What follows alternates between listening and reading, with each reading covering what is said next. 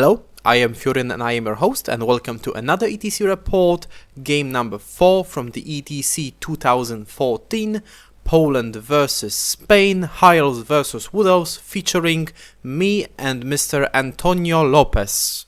Let's go straight to the rosters. Now you can see both rosters on the screen. So in the roster of Antonio we can see a double Spellwearer, level 4, one has High Magic, one has Death Magic. The Glade Captain with Hail of Doom Arrow, 2x10 Glade Riders and 7 Glade Riders. The Glade Riders have ambush special rule, so they will possibly come to the battle from the second turn onwards. 3 Warhawk Riders, double Wild Riders, 2x10 Way Watchers and a Great Eagle. If you would like to know more about my roster featuring Anointed FollowFurion on Flamespire Phoenix, there is a clickable link on the screen displayed now. If you click it, it will pause this video and move you to another video where I explain how this roster works. Going into this battle, I was quite happy with the matchup. I think I have advantage on the roster level.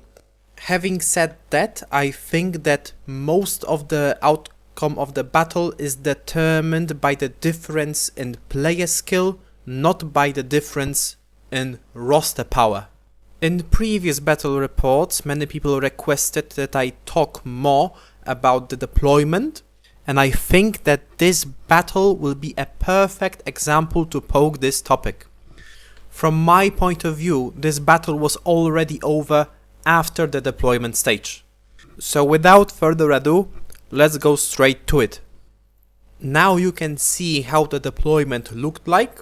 On the bottom is my army. From left to right there is 6 Silver Helms, a cavalry bus with all the characters, Anointed on Flamespire Phoenix, a Great Eagle, 3 Bolt Throwers on the hill, a Frostheart Phoenix and another Bolt Thrower followed by 6 Silver Helms. On the top we have majority of Wood Elf army, because 3 units of his Glade Riders are in ambush.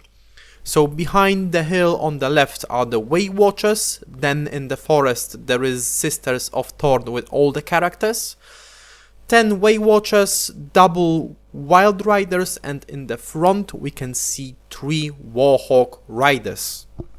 Now please take a moment and try to analyze this deployment.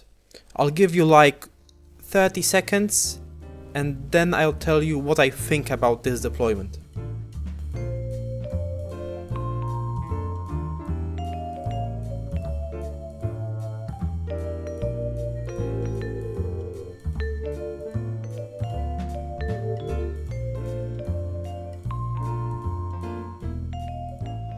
This is the worst deployment I have seen in a long time.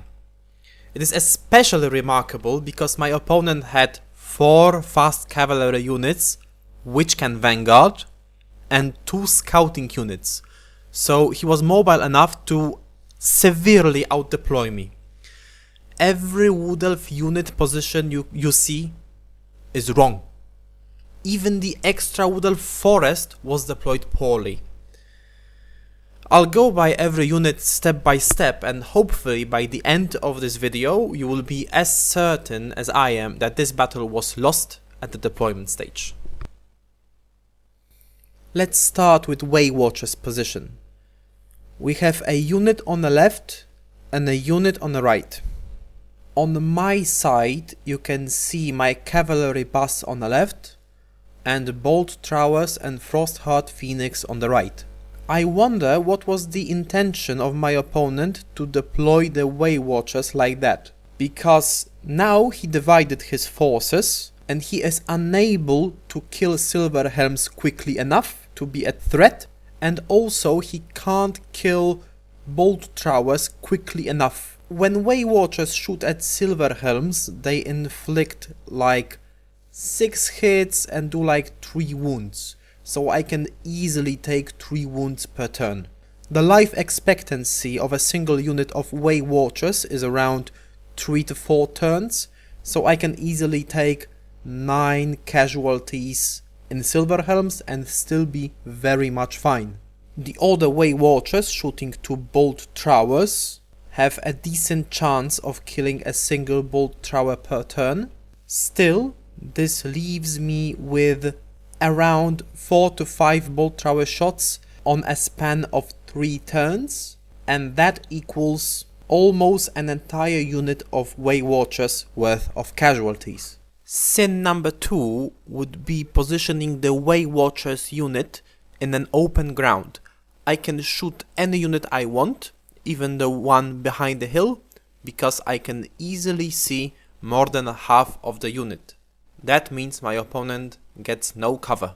Finally, we come to a sin number 3, which is a heavy mortal sin. Both units of Way Watchers are outside the generals and the battle standard bearer range. This means that every 2 or 3 casualties I will be able to inflict a panic check, and if they fail, and they can fail because they have only leadership of 8, I will claim an entire unit while sacrificing minimum resources to do so. Now let's talk about Warhawks. Warhawks are also outside the generals and the battle standard bearer range. They are defending an obstacle and they are within 19 inches of a Frostheart Phoenix. This means that if I charge, he has to pass a terror check. If he fails, I am very much ahead. If he decides to defend his position, I have about 50% of making this charge in, and I am also very much ahead. So in summary, the odds of a positive outcome for me from this situation are about 70-75%. Hence, in my opinion, this position of Warhawks accomplishes nothing. Next on the line are the Wild Riders. In general, there is only one unit in this army with which Wild Riders don't want to get in combat with. This is the Frostheart Phoenix. Wild Riders are perfect at keeping enemy at bay, for example the Anointed on Flamespire and the Silver Helm Bus. Given the majority of my opponent's forces is on a diagonal of the table, from Silverhelm's Bus point of view, it would be greatly beneficial for him to have those units positioned exactly on the other flank. Right now, in this position, Wild Riders can't really advance because 6 Silverhelms and Frostheart Phoenix pushes them back. The 6 Silverhelms on the right can happily defend their position, they don't have to go anywhere. I am happy with an exchange of a mutual pin in place of 6 Silverhelms versus 5 Wild Riders, because I have advantage when it comes to range damage output. And the 6 Wild Riders behind the impassable terrain absolutely serve no purpose. Further in the battle, when I get rid of the Way Watchers and the Warhawks, I can easily put Frostheart Phoenix in the front of Wild Riders in order to force a frenzy check. If they fail the check, they will be forced to charge the Phoenix, and I am quite okay with taking this combat. Finally, let's talk about his character bunker in Sister of Thorns. All of his units are outside the generals and the battle standard bearer range. The Sisters of Thorn safely occupy the forest, but by doing so, they don't contribute to the battle in any way. He has 24-inch range on most of his spells, and as of now, he is sitting 30 inches away from me. This means that his magic phase will deal me 0 damage whatsoever. My opponent has decent spells that he can cast. He can cast 2d6 on a Bolt Thrower, he can cast Spirit Leech on a Bolt Thrower, Curse of Lanith, or he could possibly try to Purple Sun the Frost Phoenix from a safe distance. However, all of those spells have a range of about 24 inches, and he is definitely more than 24 inches from me. Okay, so let's recap of what has happened so far. After the deployment, my opponent has useless Wild Riders, Warhawks, which have a 70% chance of doing nothing. Half of his Way Watchers is essentially non-existent, and in Magic Phase, regardless of the number of dice that he has, he will essentially cast 0 spells at me.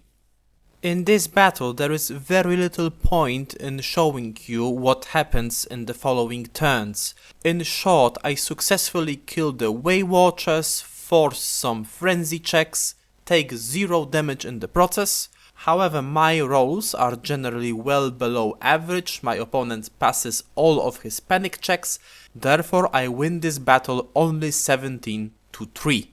Taking all the following into account, I believe that the battle was over after the deployment stage. Instead of dabbling in it any further, I'd like to show you an alternative deployment that could be done by a Wood Elf player, which, in my opinion, would make this game a very much more even.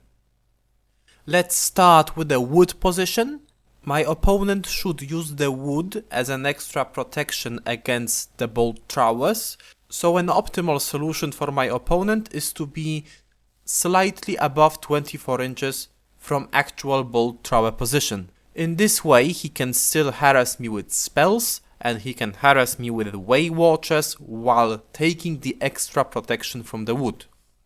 At least one of the Wild Riders unit should be on the left flank. In this way he would block my advance with cavalry boss. Given I would deploy the same way, the Way Watchers should be within 30 inches of a bolt thrower position in a wood, so that equals that they are hit on 6, not on 5s.